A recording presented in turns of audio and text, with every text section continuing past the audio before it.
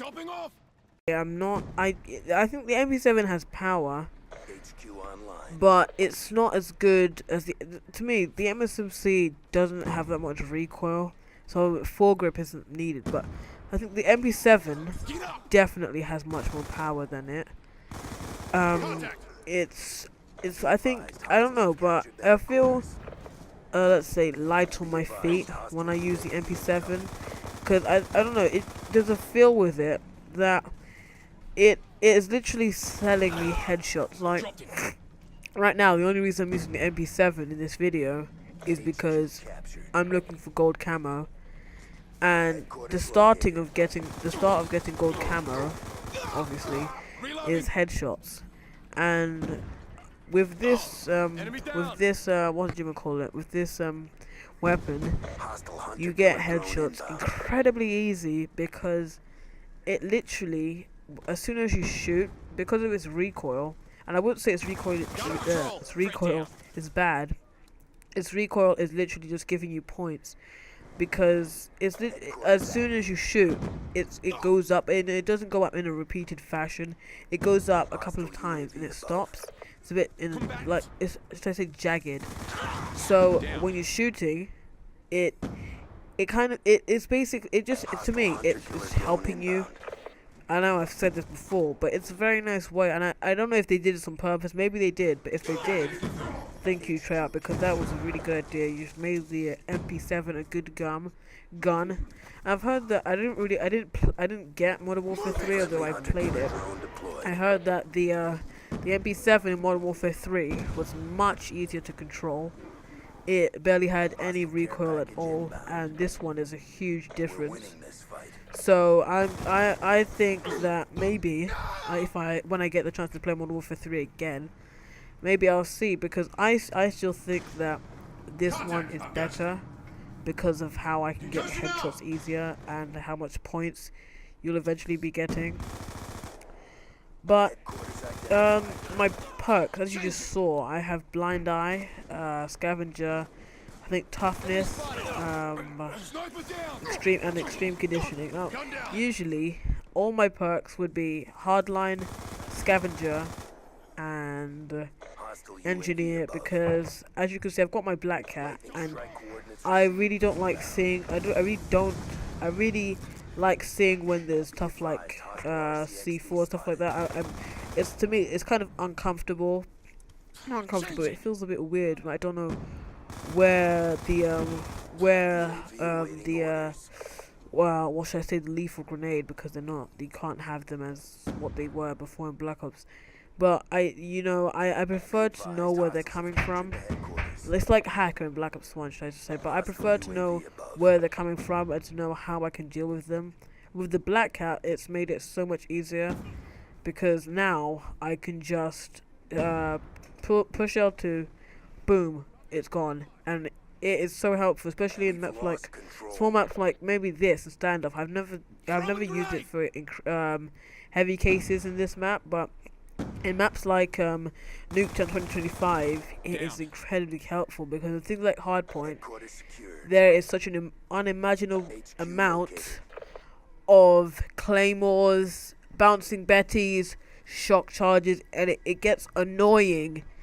It gets very annoying, but with Engineer and Black Hat combined, it is a really good idea. I mean, it's a really good setup, because if you have Scavenger as well, you're constantly with a Black Cat, which then means you're constantly. I mean, if you have Scavenger, you're constantly with a Black Cat, as always picking up the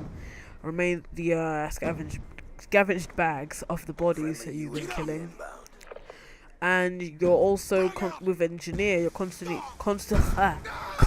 knowing where the thing is coming from. Because honestly, I think Black Hat, I don't know if Black Hat was in it, the Black Hat was called something else in any other Call of Duty game, but honestly, in this game, I love it. It is amazing. It's a good concept. And combined with Hardline, imagine all the points you'd be getting because of things like shock charges, because for shock charges you get 50 XP, so that is half a kill. So that's, to me, that's pretty good. you're basically getting half a kill, especially if you're in a map that is literally screaming out, plant this here, plant this there. You're gonna be getting loads of points with the Black Cat and Scavenger, because it is basically a way that Call of Duty has made it so that you don't always have to be killing. Well, you're gonna have to. Well, you're not really going to have to, but it's part of the game. But it's made it so that you have a more, let's say, friendlier or tactical decision, instead of just instead of just shooting them. Which, if you don't have a suppressor, which will alert the enemy team to your position, it will also just generates points in a friendlier way. He's gone. Well, this match, I don't think I did too well, because wow, that's an inappropriate message. I didn't actually remember saying that. When I was playing, I was actually expecting to do around 40 to 10, maybe 15. So what I got today, I think it was like 37 to 21 or something like that. So I mean, it could have been better, but I think I didn't do too bad. There was just some of the odd, stupid deaths that really just annoyed me. Now, looking back at this this playthrough, I can see there are some really annoying deaths that I've seen that I really don't understand why I didn't react to them. I think now that I'm looking back, I think the reason I didn't react to those attacks or whatever is because sometimes, you know, when you're in hindsight, you realize something. Oh, I should have done that, and while you're playing, you're actually doing it, and sometimes you just forget. You like, your reaction speed might be different, or you might be feeling tired, or you might be feeling hungry, and you know, you don't really some things you don't really see. I mean, you see them, but you react to them slowly because of things like hunger and stuff, or etc. So I think that could be one reason to blame for why I did so bad. But I think I've got better games which I will be uploading, so I'll be showing you guys what I can do that's much better than this game, because I'm not really proud of this game. I won't say I hate it, because hate is a strong word, but other than that, I would say I could have done better. I should have, even though it was quite early in the morning, that's most of the times I record, I could have done better. I should have probably eaten more. I mean, most people, like, I know a lot of gamers, before they play games, like, eating is the one thing that isn't on their mind. All they can think of is, I want to kill that guy, I want to shoot him, yeah. 360 no scopes. I need to do a trick shot. It needs to be the final kill. And you forget about food. You might be on the game for how many hours just thinking about killing someone in the game, obviously. But you know, your mind is distracted, and you're not thinking of eating or anything like that. You're getting distracted, and you know, I think that's one thing. Like, people complain that games are not healthy, but I think that games are more interactive, and in a way they're better than TV, because you are more social, because especially in multiplayer games you are speaking to more people. You are also, well, if you have a mic obviously, but you're also with other people. You're not just by yourself. Although you might be cooped up in your room, you're still, I know that's a terrible thing, so I know a lot of people don't like the children cooped on in a room. But you're still in the long shot, should I say, you're still actually communicating. You're still actually talking to people, even though you might. I'm not saying that not speaking to your family is good, but what I'm trying to say is that I think games are completely, well, not completely, but a lot of the time they are better than TV, because honestly there are things like it's just, you know, most TV things, I mean, yeah, TV's cool. I mean, you get to see all these stories brought to life, like say Dragon Ball Z or Naruto. But or Phoenix is first, should I say? But you know, sometimes you want to live the action, should I say? And although there's no virtual reality, it's nice knowing that you can be a part of the game. You could be that soldier, you could be that rogue that steals everyone's money. You could be the guy who is a heavy warrior. Everyone in the town respects him through games. Like, it's sure on TV, yeah, you get to see the guy that does that, but through games, you actually get to live that, and that's one thing TV at the moment cannot embrace.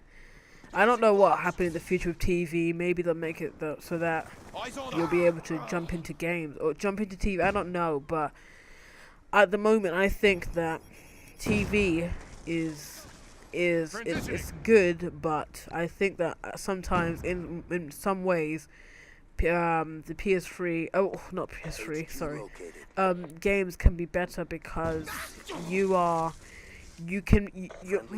some games, like for example Call of Duty, it was actually a study that children who played things like shooters, their sight was actually getting better because they had to they were looking at small objects on the screen, which means that even though you might be straining your eyes, you're also, while that's happening, you're also learning to see things see things that blend in.